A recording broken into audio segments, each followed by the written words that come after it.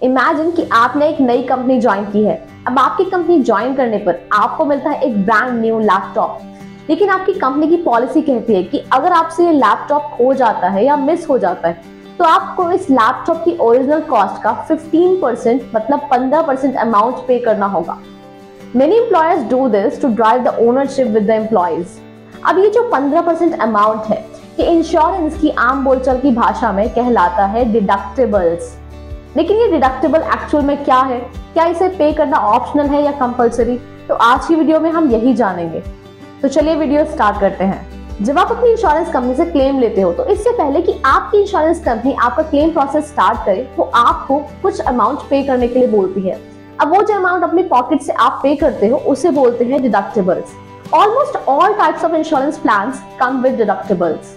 अगर ये थोड़ा टेक्निकल लग रहा है तो इसे एक एग्जांपल से समझ लेते हैं। मान लीजिए कि आपने एक न्यू ब्रांड मोबाइल खरीदा, आपने उसका इंश्योरेंस भी ले लिया। अगर वो मोबाइल आपसे एक्सीडेंटली गिर जाता है तो डेफिनेटली आप इंश्योरेंस कंपनी के पास जाओगे क्लेम लेने। अब आपका रिपेयर कॉस्ट है 5000 रुपीज, बट आपकी इंश्योरेंस पॉलिसी में लिखा है कि अगर आप रिपेयर कॉस्ट का 10% अमाउंट पे कर देते हो तो आपका क्लेम प्रोसेस स्टार्ट हो जाएगा। अब यहाँ 5000 का 10% बनता है 500 रुपीज। अब इस सिनेरियो में 500 रुपीज आपको अपनी पॉकेट से पे करने होंगे, बाकी का 4500 रुपीज आपकी इंश्योरेंस कंपनी आपके मोबाइल के रिपेयर कॉस्ट का पे कर देगी। इसी तरह से मोटर इंश्योरेंस पॉलिसी भी कुछ डिडक्टिबल्स के साथ आती है, तो बेटर है कि आप अपने व्हीकल की केयर करो, क्योंकि क्लेम सेटलमेंट के टाइम पर आपको एक पर्टिकुलर अमाउंट पे करना पड़ सकता है before the insurance company page for it. ये डिडक्टिबल अमाउंट काम कैसे करता है?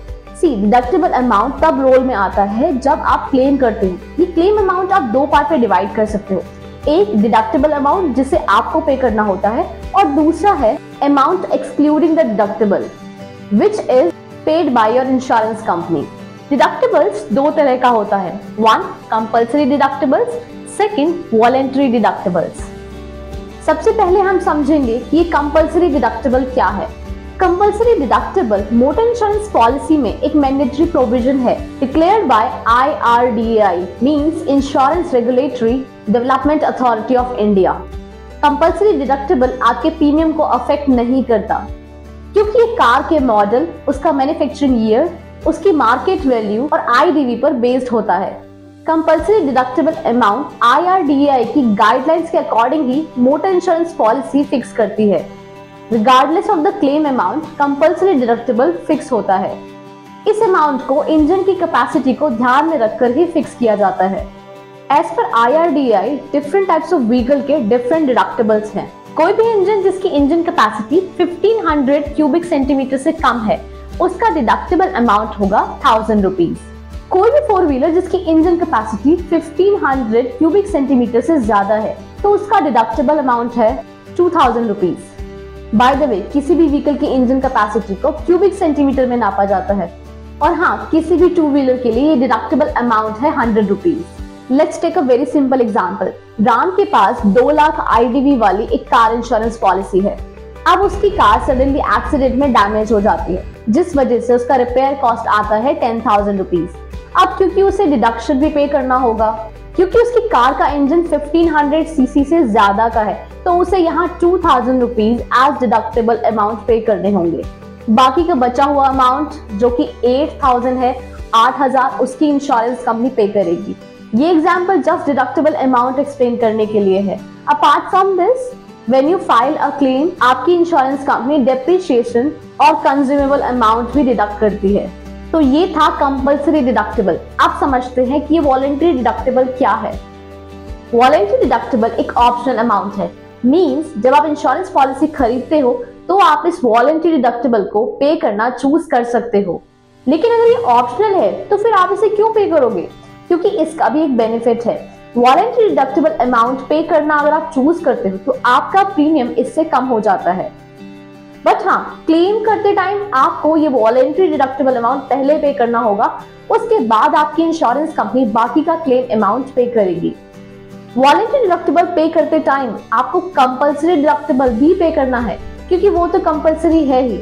इन दोनों डिडक्टिबल्स को अगर आप जब पे करते हो उसके बाद आपकी इंश्योरेंस कंपनी बाकी का क्लेम अमाउंट पे कर देती है।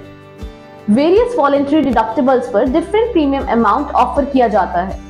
इस इस टेबल से वॉलेंट्री डिडक्टेबल अमाउंट को इजीली समझा जा सकता है। यहाँ वेरियस वॉलेंट्री डिडक्टेबल्स पर प्रीमियम डिस्काउंट्स दिखाया गया है। अगर आप अपना वॉलेंट्री डिडक्टेबल 2500 चूज करते हो तो आपको ओन डैमेज प्रीमियम अमाउंट पर 20% डिस्काउंट मिल सकता है, but this 20% should not exceed 750 rupees. अगर आप डिडक्टेबल अमाउंट 5000 चूज करते हो तो आपको 25% डिस्काउंट मिल सकता है on own damage premium, but ये 25% 1500 एक्सीड नहीं करना चाहिए। फॉर 75% डिडक्टेबल अमाउंट आपको 30% डिस्काउंट मिल सकता है on own damage premium, which should not exceed 2000 rupees. अगर डिडक्टेबल अमाउंट 15,000 है तो आपको उस पर 35% ऑफ मिल सकता है on own damage premium, which should not exceed 2500 rupees. So the higher the deductible the lower the premium. तो ये आपकी चॉइस है। अगर आप अपना प्रीमियम कम करना चाहते हो तो आप वॉलेंट्री डिडक्टेबल अमाउंट पे कर सकते हो। You can calculate the benefit and make your choice. By the way, इस टेबल से आपको अंदाजा लग गया होगा कि ये वॉलेंट्री डिडक्टेबल आपका प्रीमियम कैसे कम कर सकता है। आप वॉलेंट्री डिडक्टेबल के साथ क्लेम कैसे कर सकते हो ये समझ लेते हैं। इमेजिन कि राम ने अपनी कार इंश्योरेंस पॉलिसी के साथ 5000 वॉलेंट्री डिडक्टेबल अमाउंट चूज किया। अब मान लो कि उसकी कार डैमेज हो चुकी है एक एक्सीडेंट में, जिसका कॉस्ट आता है 20,000 रुपीज।